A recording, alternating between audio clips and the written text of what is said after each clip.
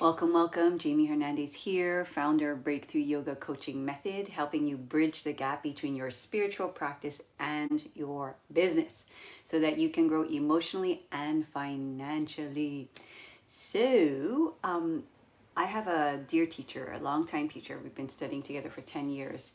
And she has these stickers that she gives out. And one sticker she gave me one year was called, it said, "Commit to your path." And I wanted to title today, "Committing to Your Path."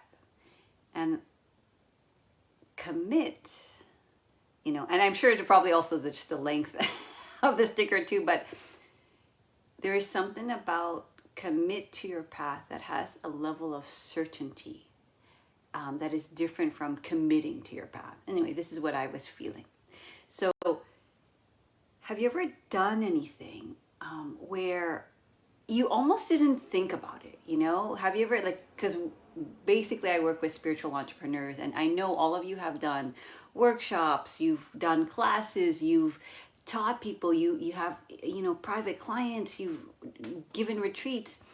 And was there ever like a project where you just started working on it, and you just diligently started working on it without even needing to pump yourself up or think about it, or think about the money? You just started to work on that project. I just want you to think back, because I'm sure if you've been in this field for a long time, especially decades, like most of our clients, there has been that project that you realize, and you just started working on it, and then you took one step after another step after another step, and then finally you delivered it, and then you got your students and all that. So let me know in the comments if that has ever happened, where you just did the thing, right?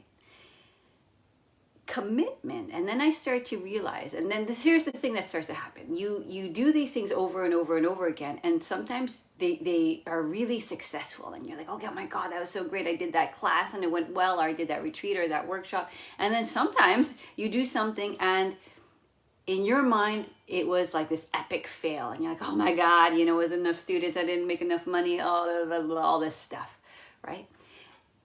And often that happens because the innocence of that creativity, that innocence of how we got there, it gets a little bit lost, because then we're all of a sudden, we're not thinking about just the curiosity of creating the project and the students, and we're thinking about the oh my God, what if nobody shows up? Oh my God, what if there's not enough money? We start thinking about it, especially if you've been in the business for a long time. So what I want to talk about is that commitment has an actual arc. And if we can understand that arc, we'll know where we are in that journey. And for us intuitives, us empaths, us spiritual entrepreneurs, the first level of that arc, the first part, is that intuitive hit. You're doing your practice, maybe it's like some kind of movement, some kind of body, maybe you're just in the shower, maybe you're just biking, maybe you're walking your dog, and all of a sudden you have this hit. And we have, if you're creative, we can have lots of different hits of intuition and downloads of our next, what do we want to do with this work? How do we want it to look in the world? Is it going to be this, what's the format of the retreat or the workshop or the student? What is it going to look like? And we can have many ideas, but the thing is, there are certain ideas that sort of keep on coming back to you. Have you ever had that? Let me know in the comments. You're just you're drawn to, right now, my thing right now is I am so obsessed with dance and movement. I've always been, but it's sort of the forefront, maybe 5 years ago it was working with myofascial release. Maybe 8 years ago it was working with energy. And not that I don't work with all of those things, but there's always something that you're oh, and I'm joining this group, and it's all about asking questions. And so there's something that you start to get excited about, and you start to see how it can merge, right? So for me, it's my merge and my excitement is about how can we take spiritual practices and business practices and actually execute them very close together so that we can stay on path and we can stay on track. Because if we're too far off in the Himalayas, in the blissful states of being, And then all of a sudden we like, okay, 3 days later or whatever it is, now I have to work on my business. And you're like, and then the two are so separate, right? And so what I want to do with people is like, how can we like do the practice and literally with the energy that we've just transmuted, because it's not like we do a practice and then we stay high the whole time and we stay blissful the whole time. We do the practice, and very close to the practice we're like, ooh, when we're in touch with our soul, we're in touch with like our creativity. So that's the perfect time to start to implement business strategy.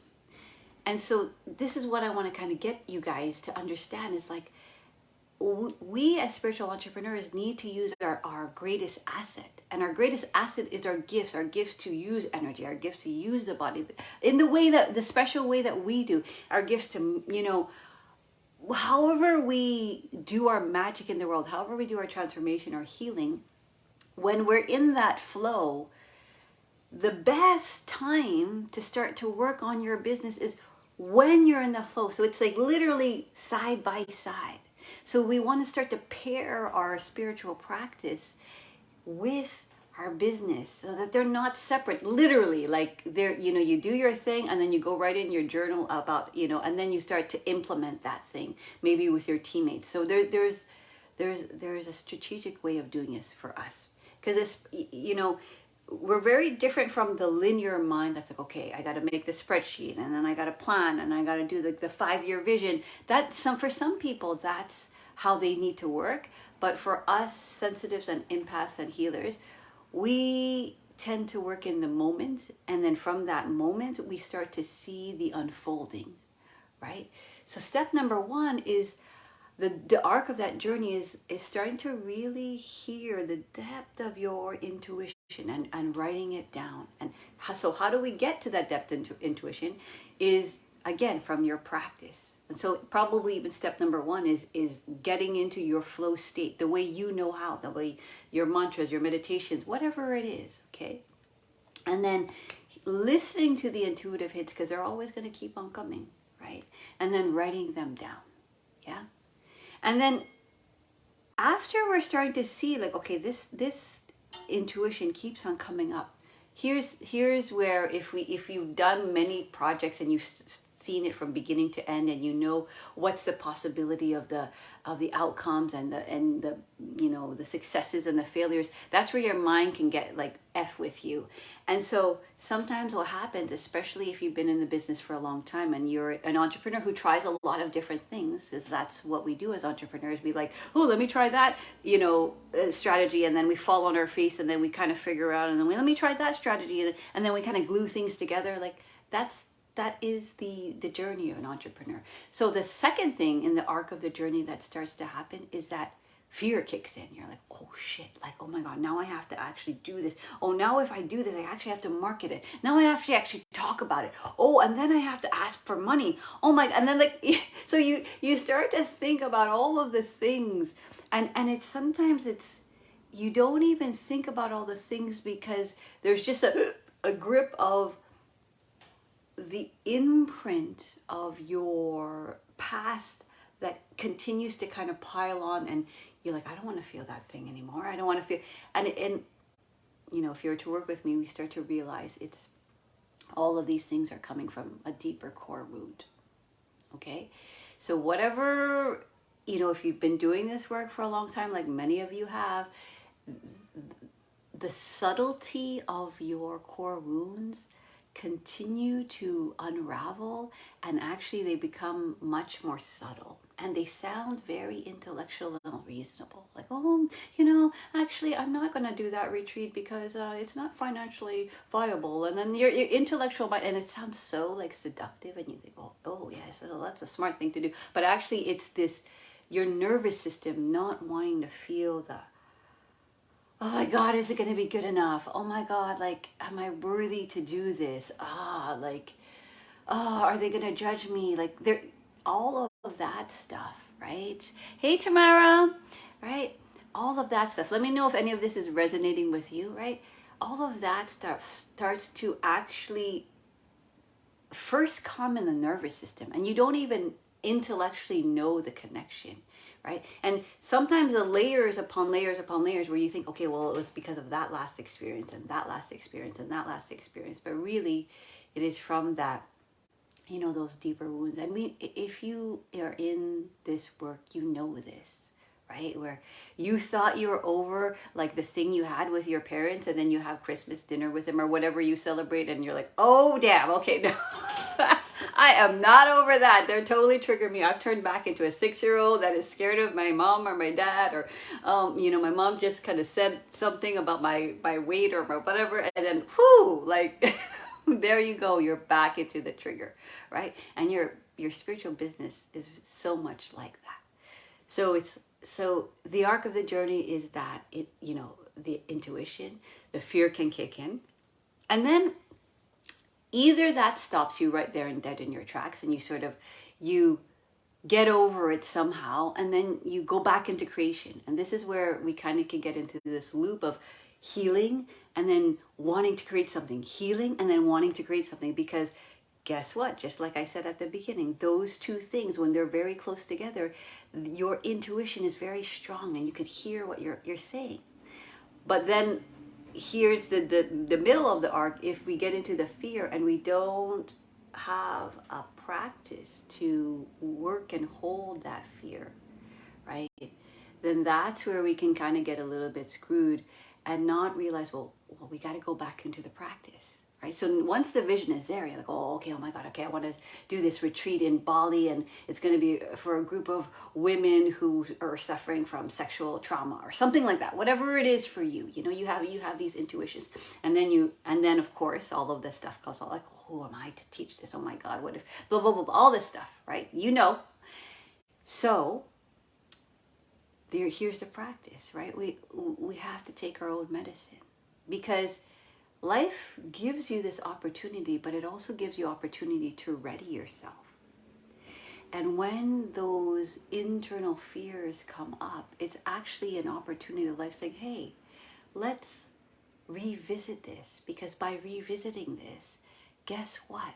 You'll be able to help your clients even on a deeper level, because you're starting to see the layers and then layers and the layers. And you're going to start to, as you practice, here's a beautiful thing. If you're a natural teacher and you're an archetype and you do this and you do this, work, you take your practice and you're like, oh, that's how you process it. Oh yeah, right? It literally took me a month.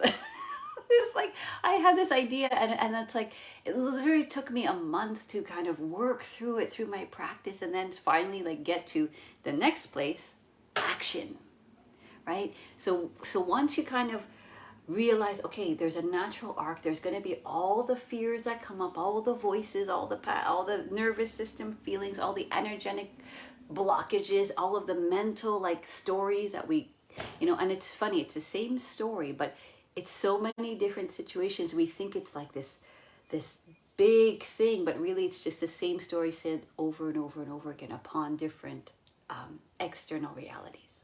Let me know if that makes sense, right? So even though you might have taught like 5 retreats, still on your 10th retreat, there's still going to be some kind of story, and that's always going to be there. So that practice will help. And then as we start to get into action, life likes that when it's a collaboration, like, because we can ask and pray like, oh life, please, like, make this work out, but if that's all we do and we don't actually take the action, life is not necessarily going to collaborate with us. And when we start to take the action, here's the thing: we need to practice receiving, right, what the fruits of the action, and not get it mixed up with the final result. So I'll give you an example. Okay, I have a dear friend, and she did this beautiful like 5-day challenge, and like 30 people showed up, and it was just like freaking awesome. And like that's very, for like doing something online, to do something for 5 days for 30 people to show up, that is extremely amazing results. And so here's the arc of her journey, right? So now she's like full on action. She like implemented, she did the thing. She delivered it. But here she's in that place where she's in the action, and it's now her turn to also receive the little fruits, right? And if you were to work with me, this is the kind of nuance and the business strategy that we kind of get into. So the little fruits here in terms of marketing is like, right, when you develop a relationship with somebody and you're creating a program, the thing that they're starting to look for, and listen to this, they're not knowing if they can trust the process, right? Have you ever kind of like you're trying to shop for a particular healing modality or some kind of solution to your business, and you're shopping around first because you don't know which process is going to be the one that works for you. So they're looking, your clients are looking for the process. The other thing they're looking for is like, well, do I vibe with this teacher? Like, do I vibe with this coach, this student, like this student, this guide, right? So there might be many, like, whatever, massage therapy trainings or yoga teacher trainings or energy work trainings, and you kind of like, who do I vibe with? Can I trust this person? So think about this in your own work, okay? This is what they're asking themselves. Can I trust the process? Can I trust you? And also, can I trust myself? So they have this intuition like, ooh, there's something I'm feeling about, this teacher, this process, or something that's speaking to me. And, I want to act, right? And I would say the last objective on the practical note is maybe they want to do it, but they don't have all the money right now, or they need to they need a payment plan, or it's like they need to be able to decide that they're going to do it and then they can do it. That's kind of the reality when you decide anything, really. So it's not necessarily only about the money. It's also about, do I really want to do it? And again, let me know in the comments if there's something that you really wanted to do. You wanted to go on that trip. You wanted to take that training with somebody, and you made it happen because you decided and you took action, and then you started receiving.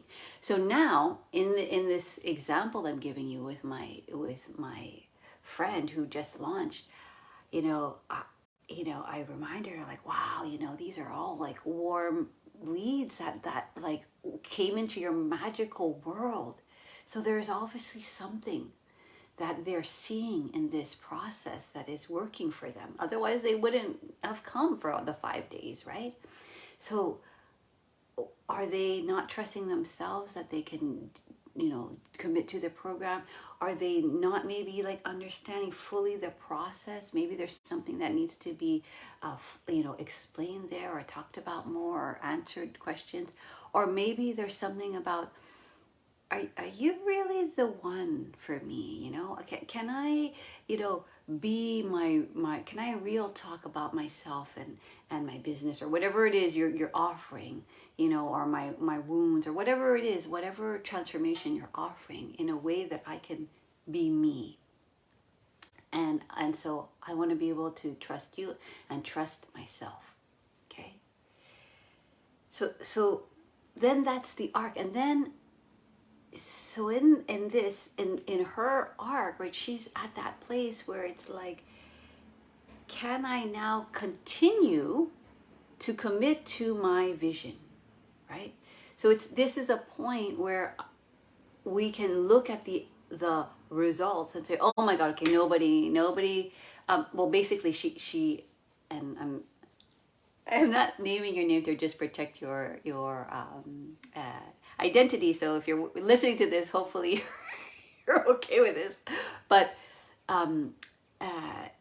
the point of that challenge is also to invite people into her program.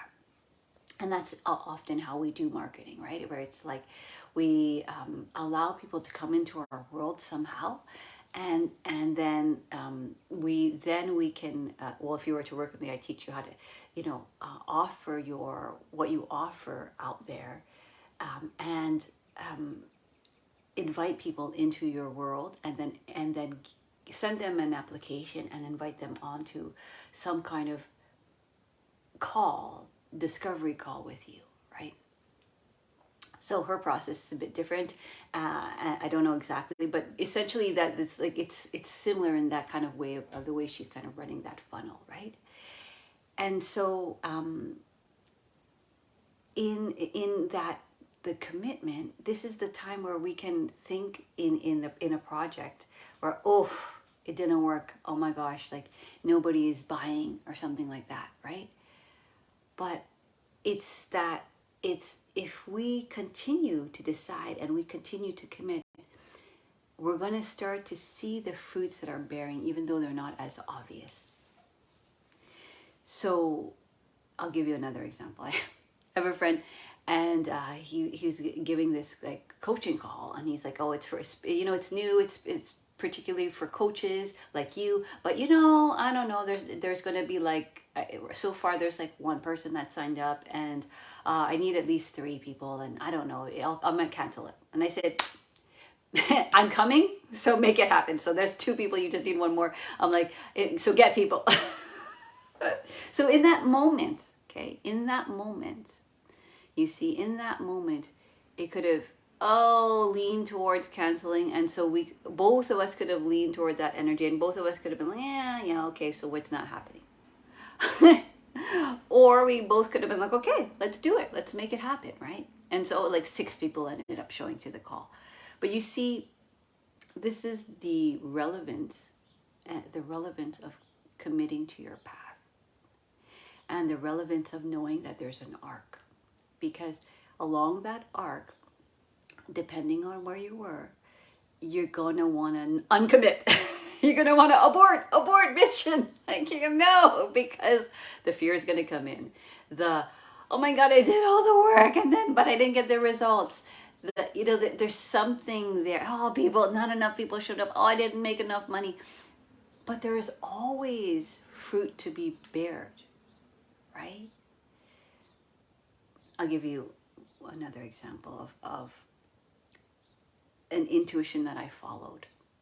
So I used to give these mom and baby yoga teacher trainings. I was one of the first in Canada to offer this type of training, where it's not prenatal or postnatal. It's actually being able to teach a class with your baby, with babies and mommies, right? So that's a very highly specialized class. And I was already teaching them. So I'm like, okay, why don't I teach other teachers to do this, right? And I would teach the class, and then here's the thing, here's the clue that I gave you at the beginning. I taught the class, and then I would go into a cafe close to I was teaching my class at that time, and I would start writing the manual.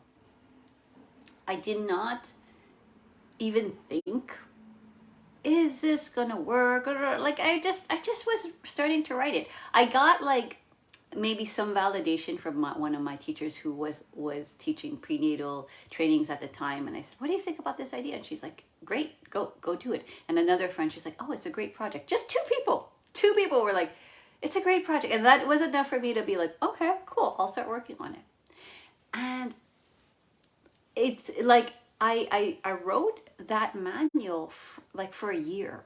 I didn't even think about the time. I didn't even think about, oh wow, it's going to take me for so long to do this.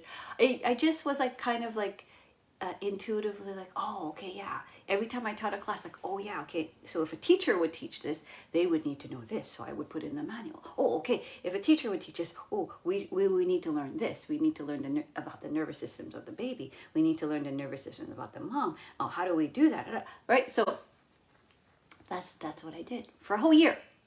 And then I started giving the program, right? And then I had students that it's like, so it's the last part of the arc is the fruition of just doing the thing, right? And it wasn't even like, because it was like one of my first trainings that I ever offered, I was just happy that it was like working, And it's like, oh my God, people are showing up, right? And then it's like where your mind gets caught up in, oh my God, the numbers, and then this person, they have 40 to 100 people, and you just start comparing yourself, So that is the arc of your commitment journey. You have your practice, and then you get the intuitive hit and download. You have that intuition, right? And then sometimes, I don't know where this will fall into your category, but then there will be fear, like, ooh, and it might stop you in your tracks, or you might learn how to practice and hold that fear, because it doesn't matter what you do. You can be doing this for the next 40 years and give the same exact training, and you'll still have that fear, because life is always going to expand your comfort level to allow you to evolve, right?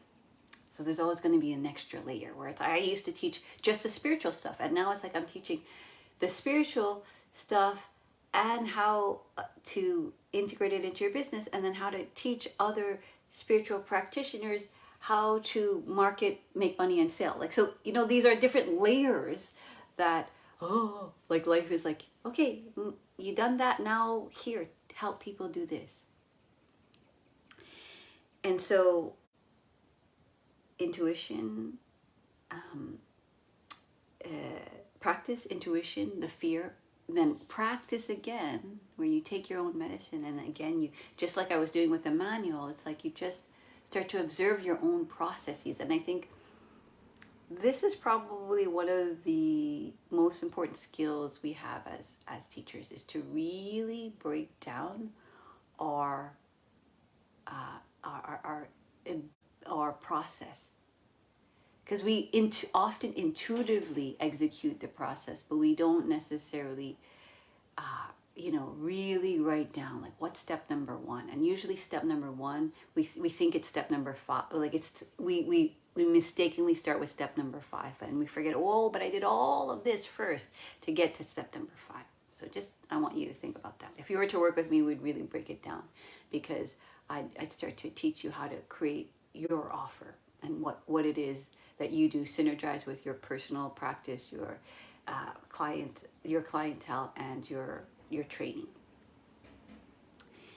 And so that's the arc of your commitment journey. And we know that anytime we've committed fully, results, no results, outcome, money, blah, blah, blah, we've always learned something from it. Yes? Right? There is always a fruit that bore from that. Whether it's like dealing with people who don't like your training, dealing with, oh, right, okay, next time I do this training, I should have like a bigger whiteboard. Like, just like, next time I do the training, oh, maybe I should hire like a photographer. Oh yeah, next time I do a training, I'm gonna maybe actually have an assistant. Oh, you're right. Like, there's always something. Personally and professionally, on from a business level, you start to, oh, okay, maybe I need to adjust the prices. Maybe I need to adjust the hours, right? So there's always something you learned. Because here's the thing, if you don't do it, then nothing happens. And that's the kind of big illusion of fear, where it's like, don't do it. And it's thinking that you're saving yourself something, but really you're not gaining anything. You're actually allowing that energy, that creative energy, if it's not being used, and tell me if you think this, you've observed this in your life. If you don't utilize creative energy, and let me know if this, what happens is you go back in the healing loop, and you think, oh, something must be wrong with me, so I must go on like another retreat to fix myself. And then you go into creativity, and you go, oh yeah, now I'm really inspired. And then you go for action, and you're like, oh fuck, yeah, no, okay, abort. And then you go back into that loop. Healing, creativity, fear. Healing, creativity, fear. Healing, very inspired, oh my God, like, and then you start the action. Oh fuck, I can't do it. Let me know if that's true. Yeah, Tamara, and those who are here, I can't see your names. Let me know if that's true for you, right? But if you go all the way to the end of the commitment, there's going to be some sort of fruition. There's going to be some kind of evolution, some kind of maturity where it's like, oh, I was kind of making these trainings about me. Okay, maybe maybe I should make it about my students. Like, right? You start to evolve, right? When you teach other people, you start to recognize your need for your own evolution. Yeah. All right. I want to, okay, so I talked about that I recently went. I don't know if you guys know Elizabeth Gilbert, and she wrote Eat, Pray, Love. Julia Roberts was in that movie. It's like this kind of famous book and movie. And I went to a talk with her, and she gave some points, like some tangible points, because she knows. And here's the thing: when you're trying to like figure out how to master something, like go to a master. She is obviously a master of taking a huge body of work. Like writing a book is very heady, it's very in your head, it takes commitment. Like there's so much, and then like to commit to the whole thing, and then have it, like, then publish it, and then get denied by like 10 million publishers. There is such a level of commitment that is needed when you write a book. So that's why I want to bring her up, because she taught us some really valuable lessons. And one of the things to stay committed, one of the things she said was, on a very practical level, just set a 1 hour kitchen timer. So that's like, okay, it's not your phone, it's not some kind of device that lets you get on the internet. And so that you have no distractions, no internet distractions, and you sit and you write for 1 hour. And even if you wrote one line, you have won the day. And this is super duper important as entrepreneurs. We must celebrate our wins. Otherwise, the frequency of like, just do it, it wears us down, and actually we start to burn out. Okay. And the other thing she said is, don't go on a binge where it's like you start working on your thing for like 8 hours, because what's going to happen, and this was just her thing, but I think it's also relevant. It's like, don't, because what's going to happen is you're going to think, okay, I don't have to touch it for a while, and then you don't like touch it for a month, so it's not alive in you, right? And you're not kind of letting the natural stream and natural channel come through you. So she's like, I just do an hour.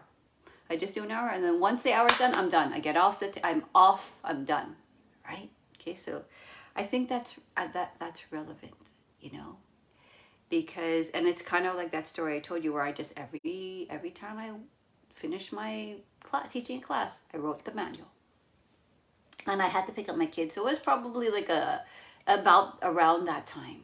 I couldn't do binges because I had like my kids to pick up after school. So that was really good natural structure for me. The other thing she said is, put lots of things out there, because some things will fail, but some things will succeed.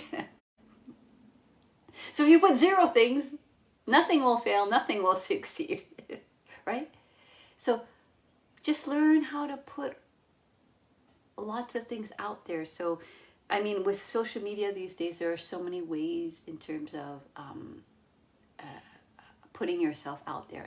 And I would kind of direct that to mean that, where it's like, okay, you have your program, but then there's a way, and I teach you a very particular structure of how to market yourself very easily, by, right? Hey, Melinda, so nice to see you, right?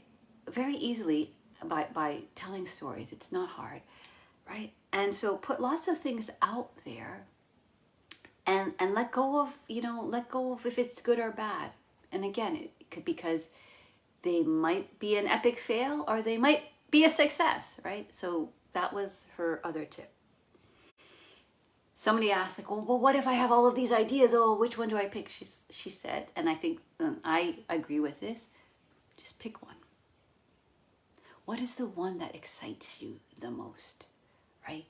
Pick that one, because the indecision is also some kind of self-sabotage as well, and it's stuck in that fear mode, and not and also not in that where I talked about the step of practicing. We're not necessarily working with that fear. So it's like we're kind of looping into, like I said, healing, creativity, fear. Oh my God. Go back to healing, creativity, fear. Oh my God. And we keep on going back in that loop and we forget action. Oh, okay. Like put it out in the world. Oh, okay. Fail. Okay. Succeed. Like, so that's the fruition part. And so she basically said, if you have all of these ideas, just pick one.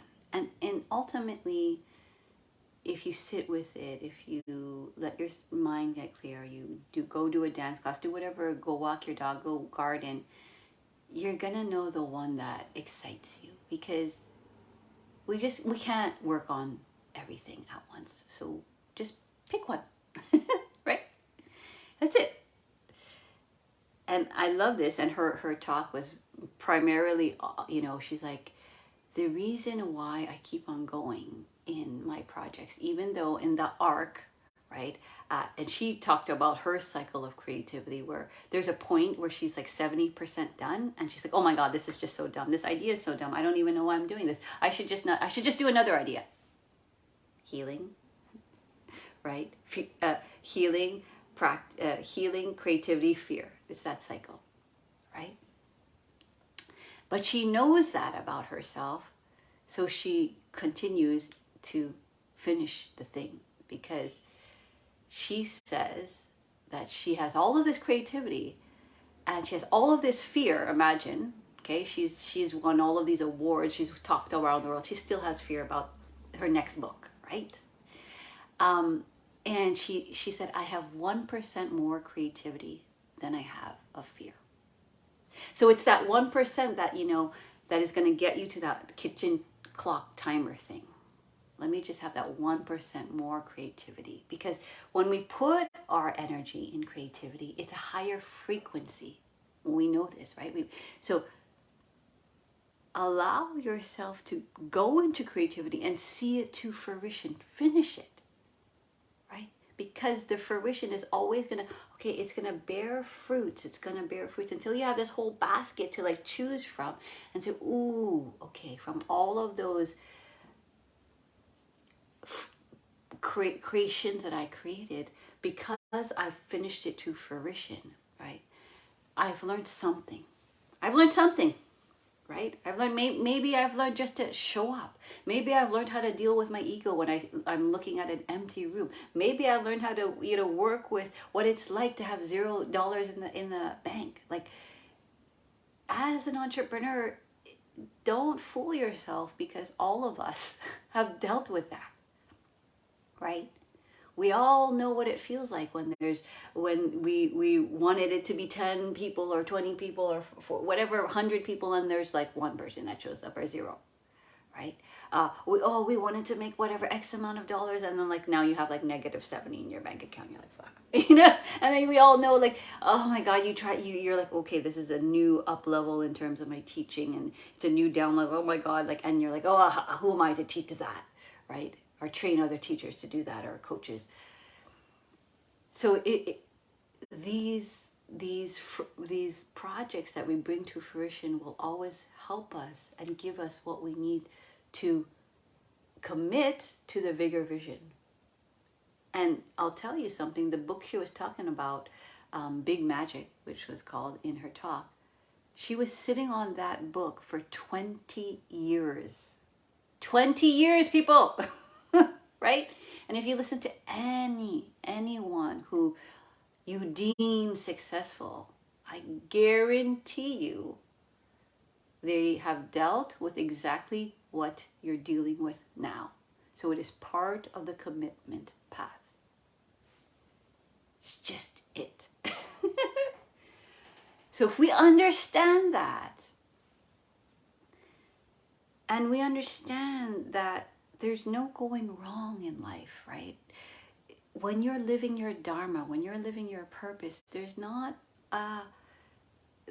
mistakes, right?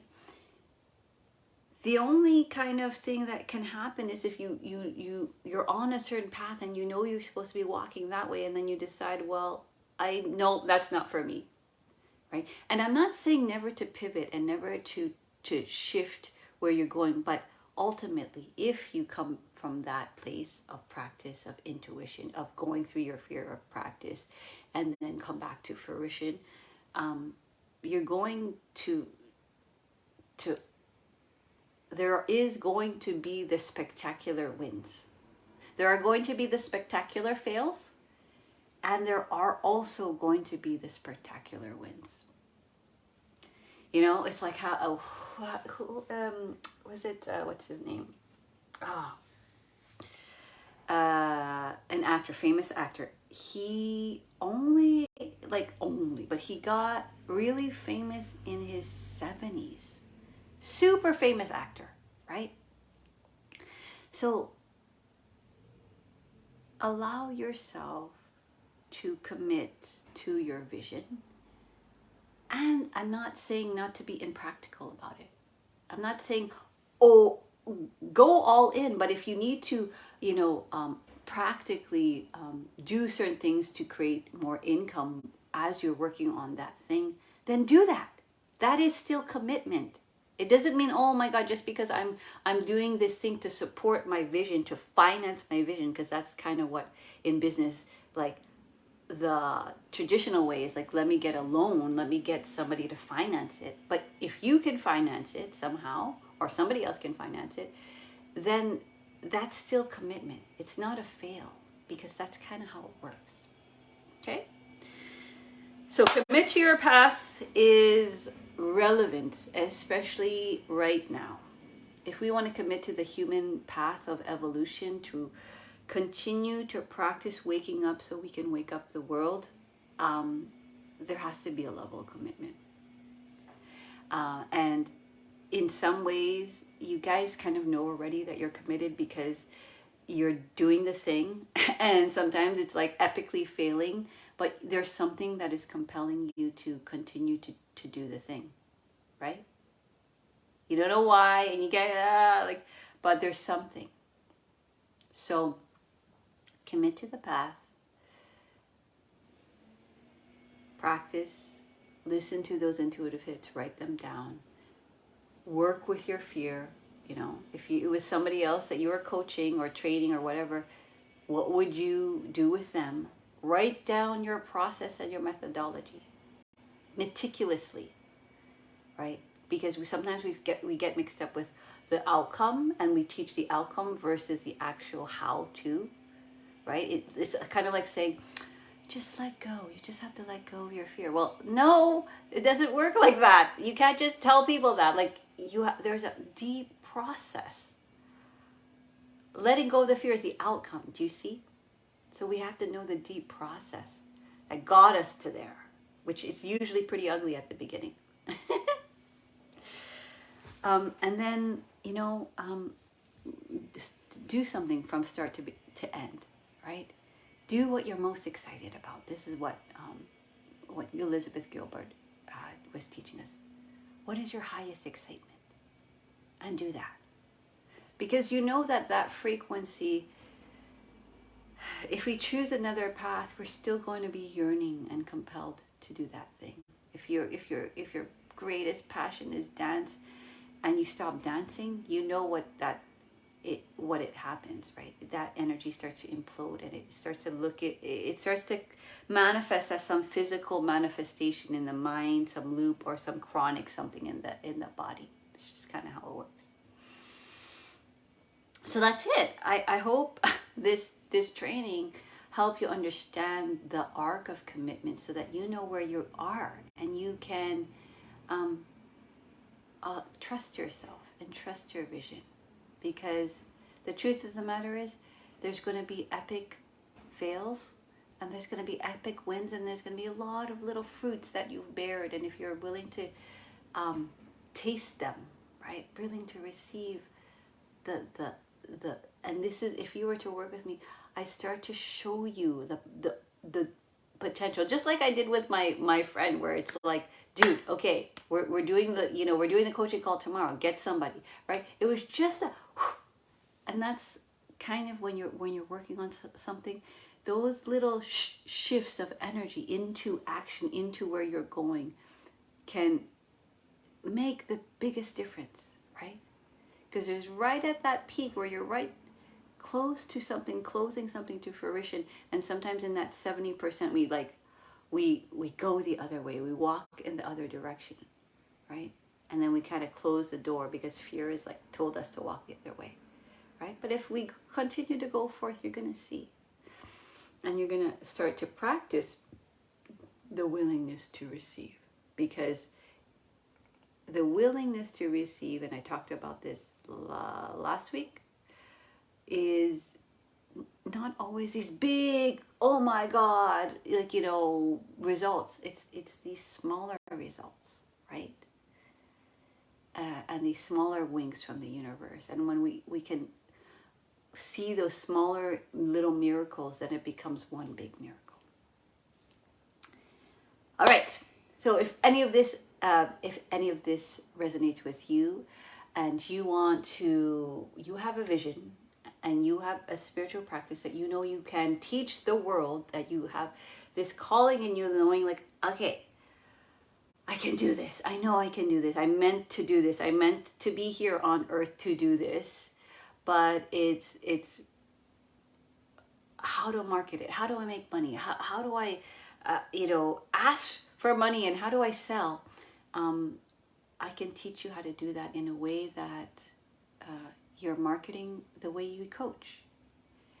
You're marketing in the way that you talk to people. Just regular stories. There's a particular structure, but it's basically storytelling based on the truth. You're selling the way you coach, and you're asking for money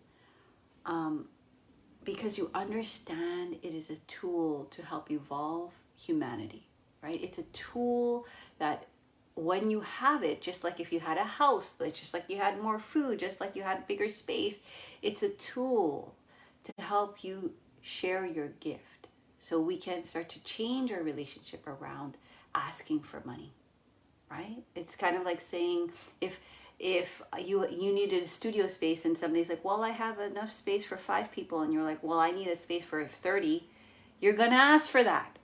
Yeah? So same for money, And then we can also help our greater community, not just in your community, but also around the world, because most people, the last thing I'll say that really hit me, that Elizabeth Gilbert said, is it is a privilege to be able to sit with our thoughts and listen to the divinity coming through us, and have the time and space to work on it. Like, it's a privilege, because not everyone has that privilege. So we can take our privilege and help other people, right? Who are just in survival mode, and they may never get out of that, right? We can do that. So it's that divinity, and when that divinity comes through, she says it's egotistical to be humble about it. When divinity comes through, that's divinity. So it's not you, right? It's life coming through you and say, and using you as a vessel to say, this is what you are here to do. So let's do it.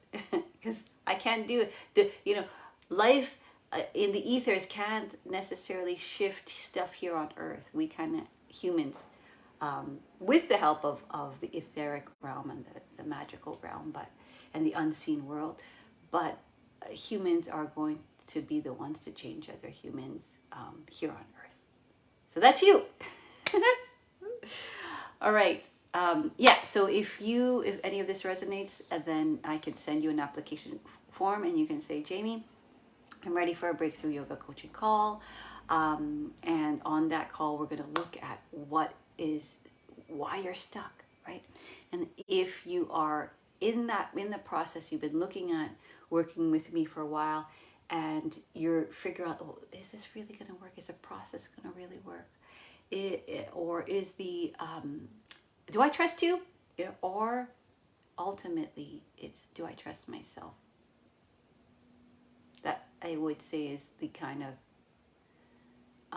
as intuitive beings who are running a business, it is the most powerful thing to be able to trust your own intuition and act on it. So that's it. So DM me. and let me know, or see my link in the comments. And I really hope this was helpful. If you have any big takeaways, I want to hear in the comments. All right. If you're here for the replay, hashtag replay. If you're here live, hashtag live. I want to hear from you. So again, start to allow whatever, if you're stuck in fear, if you're stuck in, I don't know, the next step, bring it out into the world and ask the question, because guess what? Life always answers your question, right? Hi, Nicole. Oh my gosh, you see, it's like, I don't know why there's these things only show up like at the end. So love you all, and I will see you. Well, next week I'm going to be in out of town because I have a retreat. The week after, so there's going to be a magical replay next week. So stay tuned, and I'll see you every Thursday, 11 a.m. Eastern Standard Time.